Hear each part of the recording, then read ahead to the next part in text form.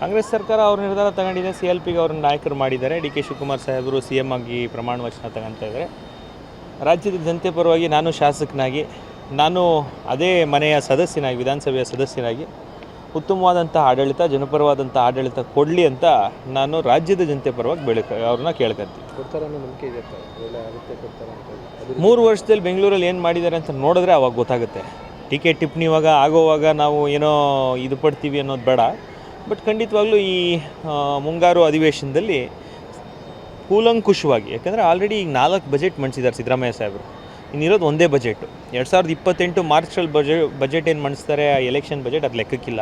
ಇನ್ನಿರೋದು ಒಂದೇ ಒಂದು ವರ್ಷ. ಅವ್ರ ಪ್ರಣಾಳಿಕೆಯಲ್ಲಿ ಏನೇನು ಹೇಳಿದ್ರು ಅವ್ರು ಅದನ್ನು ನೆರವೇರ್ಸೋಕ್ಕಾಗಿದೆಯಾ? ಬರೀ ಗ್ಯಾರಂಟಿ 5 ಅಂಶ ಅಲ್ಲ, ಅವ್ರ ಪ್ರಣಾಳಿಕೆಯಲ್ಲಿ ಹತ್ರ 380 ಅಂಶಗಳನ್ನು ಅವ್ರು ಹೇಳಿದರು. ಅದನ್ನು ಅವ್ರು ನೆರವೇರ್ಸೋಕ್ಕಾಗುತ್ತಾ, ಅವ್ರ ಕೈಯಲ್ಲಿ ಸಮರ್ಥವಾಗಿ ನಡ್ಸೋಕ್ಕಾಗುತ್ತಾ ಅನ್ನೋ ಪ್ರಶ್ನೆಗಳು ಮುಂದಿನಿಲ್ಲ ಅವ್ರು ಹೇಳಬೇಕು. ಬಡವ್ರ ಪಾಲಿಗೆ ಈ ಸರ್ಕಾರ ಖಂಡಿತವಾಗ್ಲೂ ಏನೂ ಮಾಡಿಲ್ಲ.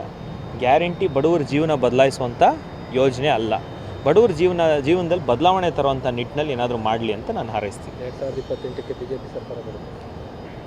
2028ವರೆಗೂ ಈ ಸರ್ಕಾರ ಇರುತ್ತಾ ಅನ್ನೋ ಪ್ರಶ್ನೆ ಫಸ್ಟು ಚೆಕ್ ಮಾಡೋಣ. ಆಮೇಲೆ ಇನ್ನೂ 6 ತಿಂಗಳಾದಮೇಲೆ ನೋಡೋಣ, ಆಮೇಲೆ ಮಿಕ್ಕಿದ್ದು. ಬಟ್ BJP ನಿತ್ಯ ನಿರಂತರವಾಗಿ ಕಾರ್ಯನಿರ್ವಹಿಸುವಂಥ ಪಾರ್ಟಿ. ಇವತ್ತು ಬೆಳಗ್ಗೆ 11 ಗಂಟೆಗೆ ನಮ್ಮ ನೆಚ್ಚಿನ ಪ್ರಧಾನಿಗಳು ಮನ್ ಕಿ ಬಾತ್ ಕಾರ್ಯಕ್ರಮ, ಪ್ರತಿ ಬೂತಲ್ಲೂ ಪ್ರತಿ ಕಡೆ ಭಾನುವಾರ ನಾವೆಲ್ಲರೂ ಸೇರ್ಕೊಂತೀವಿ. ಹಾಗಾಗಿ ಸ್ವಚ್ಛತಾ ಅಭಿಯಾನಗಳು ಮಾಡ್ತಾಯಿದ್ದೀವಿ, ವೋಟ್ರ್ ಪರವಾಗಿ ಇದ್ದೀವಿ, SIR ಅಭಿಯಾನ ನಡೀತಾ ಇದೆ, ಲೋಕಲ್ ಬಾಡಿ ಎಲೆಕ್ಷನ್ ಮಾಡ್ತೀವಿ.